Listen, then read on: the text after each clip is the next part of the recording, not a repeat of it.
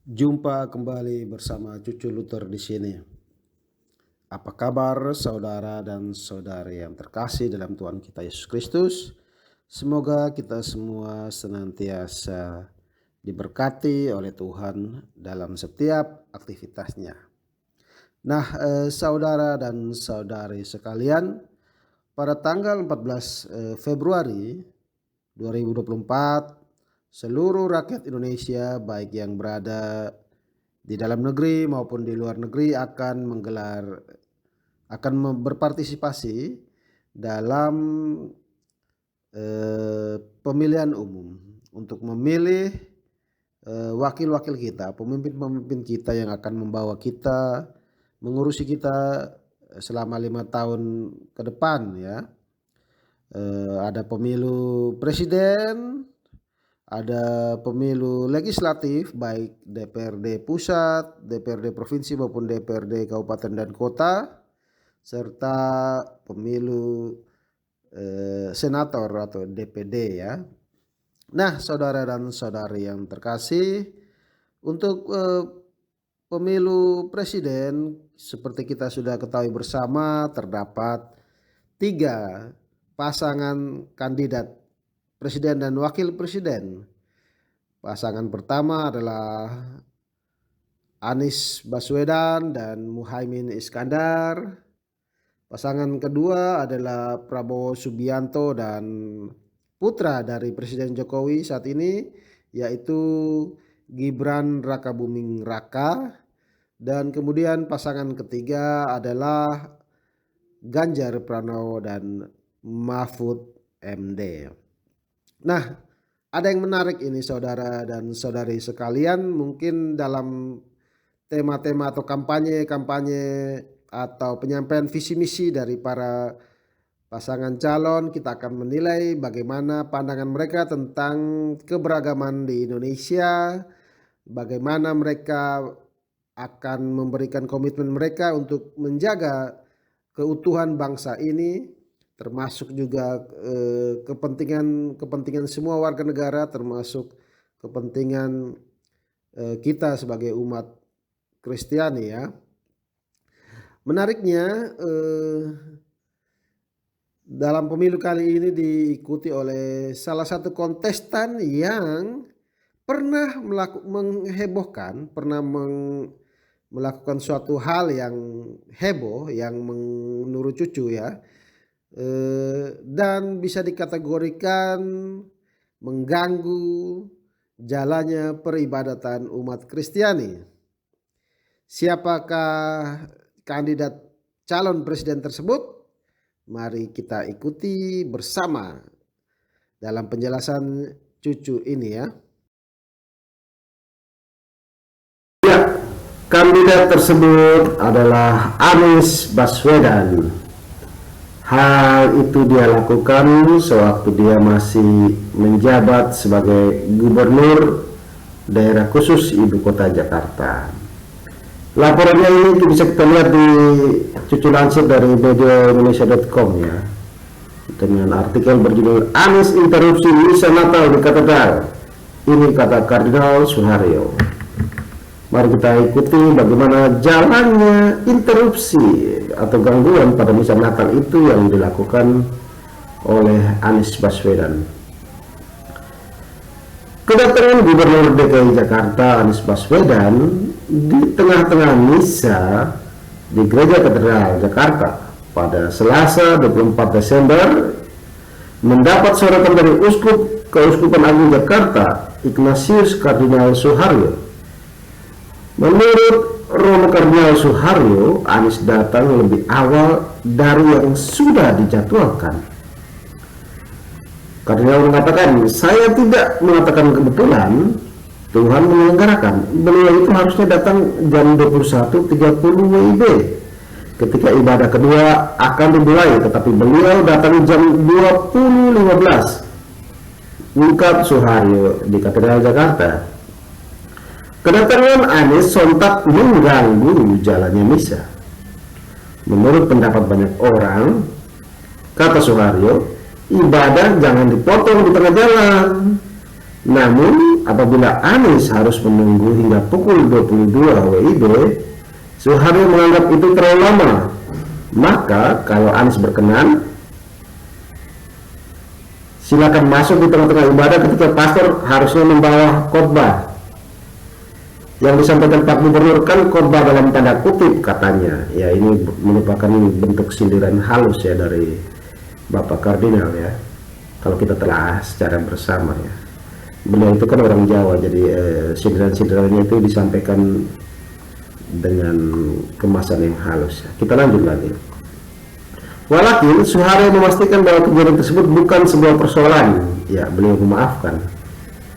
Karena memang sejatinya Tuhan Yesus sendiri mengatakan, ampunilah mereka sebab mereka tidak tahu apa yang mereka perbuat. Pihaknya tidak merasa terganggu saat Anies masuk dan memperkenalkan teman-temannya. Kami semua tenang-tenang saja, tidak merasa ibarat Katolik di katedral terganggu, sama sekali tidak. Itu juga upaya untuk menenangkan situasi ya. Nah, pada kesempatan yang sama, Suharyo seakan membandingkan kedatangan Anies dengan rombongan tokoh lintas agama yang datang pada misa pagi harinya. Salah satu yang datang ialah Yudi Latif, mantan ketua Badan Pembina Ideologi Pancasila atau BPIP. Berbeda dengan Anies, menurut Suharyo, Yudi dan rombongan justru menunggu saat misa hampir selesai. Tadi Pak Yudi Latif dengan teman-teman datang menunggu dari jam 9. Beliau memilih menunggu, tidak masuk pada awal, tapi menunggu ibadah hampir selesai. Dan pas juga Tuhan melepaskan ini terang Suharyo. Ya, saudara dan saudari terkasih, itulah jejak atau bukti bahwa Anies Baswedan cucu pernah melakukan gangguan pada ibadat, pada perayaan Ekaristi di gereja. Entah dia menyadari atau tidak, entah dia sengaja atau tidak, entah dia sadar bahwa dia telah melakukan kesalahan atau tidak, dalam hati cucu memaafkan. Dan memang sudah sepatutnya kita memaafkan orang yang melakukan kesalahan kepada kita. Tapi hal ini menurut cucu tidak boleh dijadikan sebagai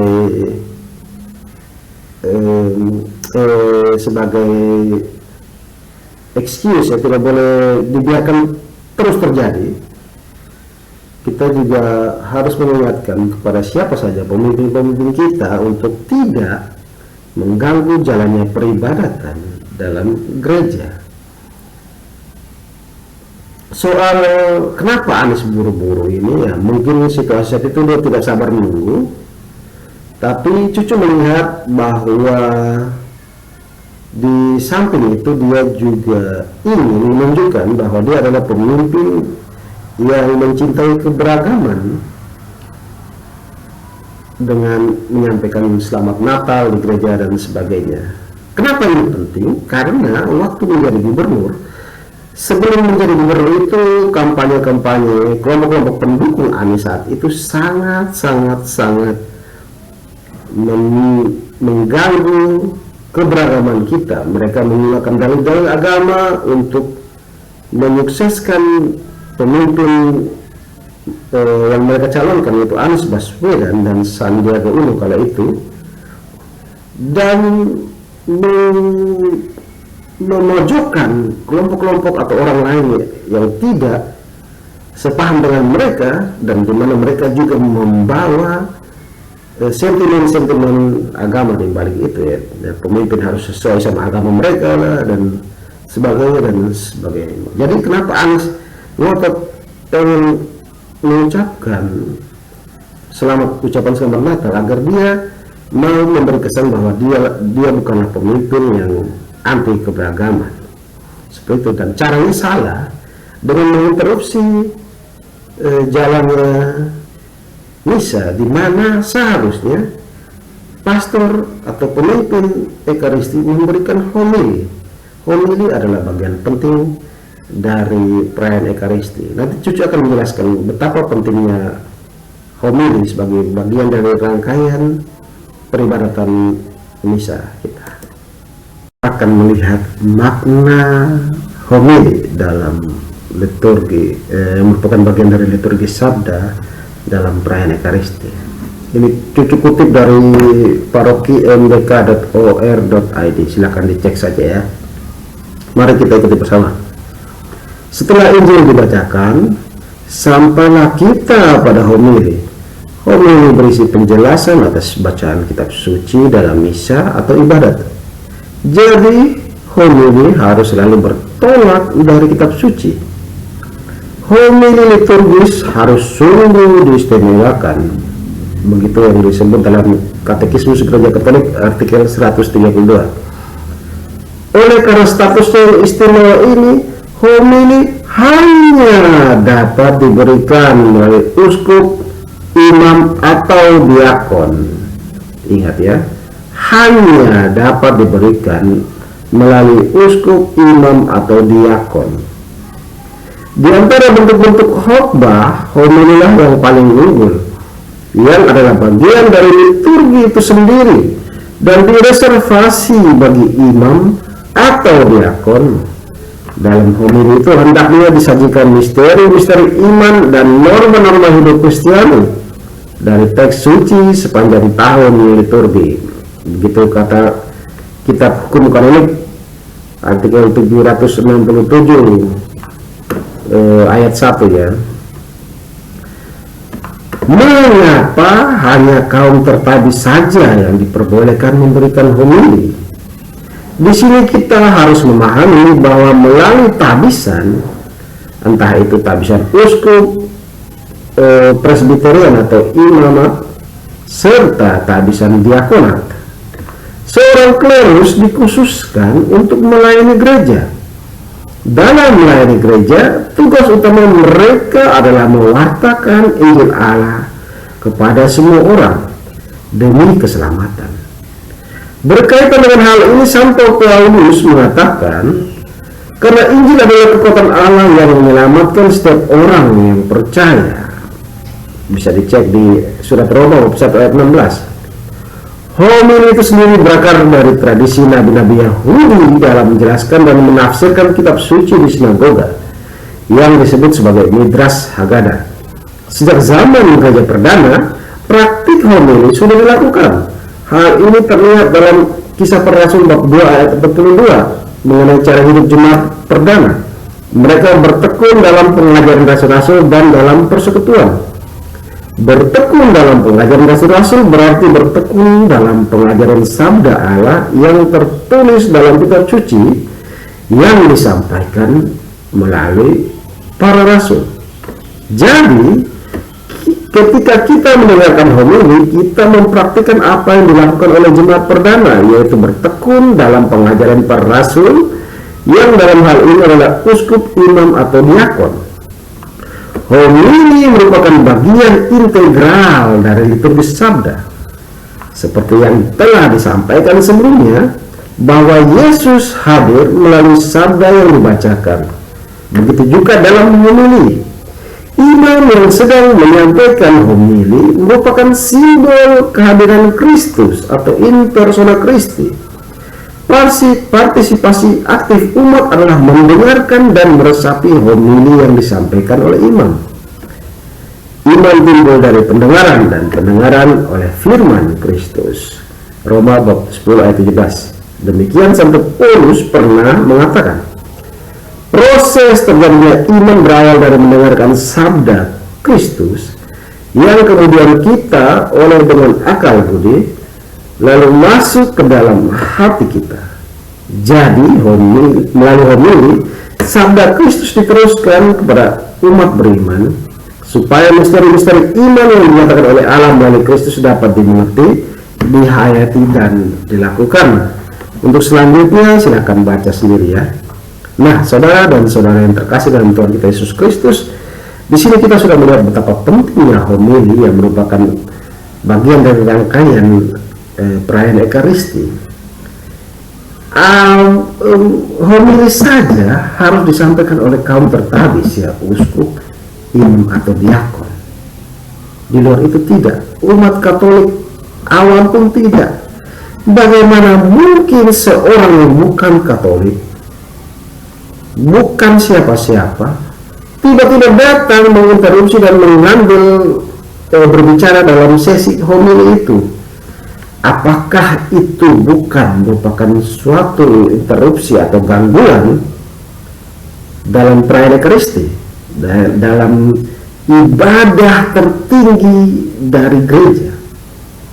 Silakan saudara-saudari menilai sendiri. Cucu sedang tidak menjadi tim kampanye atau apa untuk menjatuhkan Anies Baswedan, ya, tapi Cucu sedang menampilkan fakta yang terjadi. Jadi faktanya adalah Anies Baswedan, calon presiden saat ini, ketika masih menjadi gubernur, dia pernah mengganggu jalannya peribadatan di gereja katedral yang sudah resmi berdiri sejak zaman Hindia Belanda saja. Dia melakukan hal itu. Pengikut-pengikutnya yang menggunakan sentimen-sentimen negatif itu bahkan mengganggu peribadatan umat Kristiani. Di mana-mana kita bisa melihat pelarangan gereja atau mengganggu ibadat Natal atau sejenisnya. Jadi silakanlah kita menilai sendiri.